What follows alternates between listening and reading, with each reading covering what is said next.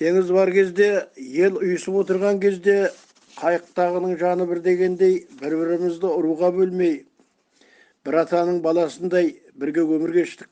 Сонау үш мырза, Қосшақы, Ұялы, Қосшегенді, Ұзынқайыр, Райтоп, Аранқорған, Жалпақ, Тасты, Қарабура бір ауылдық кеңеске, Ұялы ауылдық кеңесіне бірігіп, колхоз, Гаслоп деген екі мекемеге де балық аулап, тіршілік жасап, балашаға асырап, еңбек тасқынын тасытқан жандардың ұрпағымыз.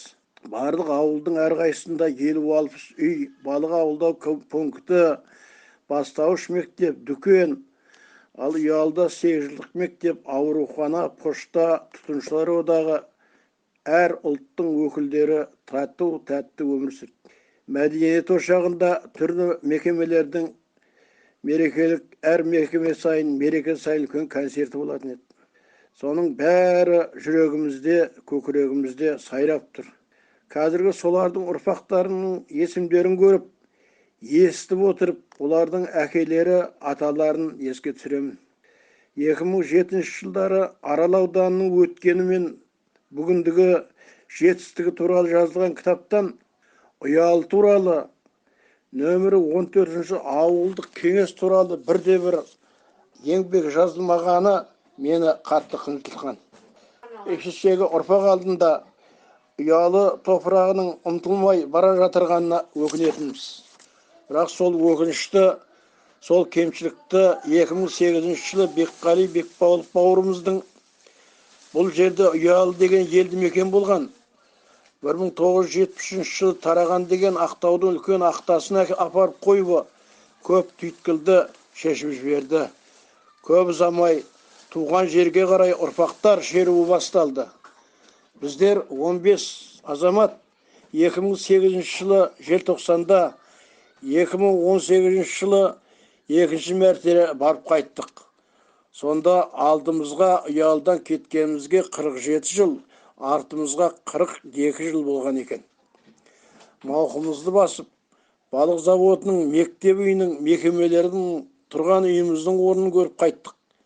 Бекқали қойған ақтас айбаттанып, абыз ақсақал сияқты болып көрінетін. Құдайға шүкір, ұялықтардың көп бөлігі теңіз тартылғаннан кейін көрші Ақтойлар ауданының бірі 6 кішкененің туын тіккен Қазалыға келіп табан тіреді. Оқыды, семья құрды, еңбектен абырой тапты. Қай салада болмасын ұялықтардың аты жер жарды. Қазалының әлеуметтік экономикалық жағдайын көтеруге үлес қосты. Әр ауылдық жерде, Кәукей ауылында ұялықтардың бөліктері тұрады. Содан ойы келіп, туған жерге қаншама жанның жүрегінде жүрген қасиетті мекен Ұялының атымен Қазалыдан көш алсақ деген жігіттердің ойы туындады. Әрине, бірлі-жар қарсылықтар болды, көремаушылықтар да болды. Бірақ аудан әкімдігі, аудандық мәслихат, ономастикалық комитет түсіністікпен қарады. Сөйтіп, вокзалдан төмен түскенде, бабамыз Кіші Жүздің биі Әйтеке би бабамыздың ескерткішінен өткеннен кейінгі ең бірінші көше, Кесе көше. Батысында Жалаңтөс баба атындағы бұрынғы теміржол стадионы, ардагерлер кеңесінің үйі бар аудандық.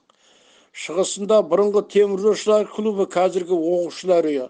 Сонау шығыс теміржол көпіріне дейін созылатын көше бұрынғы Ышасынов бұрылысы деп атайтын. Соған Ұялы атауы берілді. Сол көшенің ашылуына аудан әкімінің өзі қатысып, соны ашып берді. Ескерткіш тақта орнатылды. Қазір сол асфальтталды. Өтенде жаңарту жұмыстары жүргізілуде.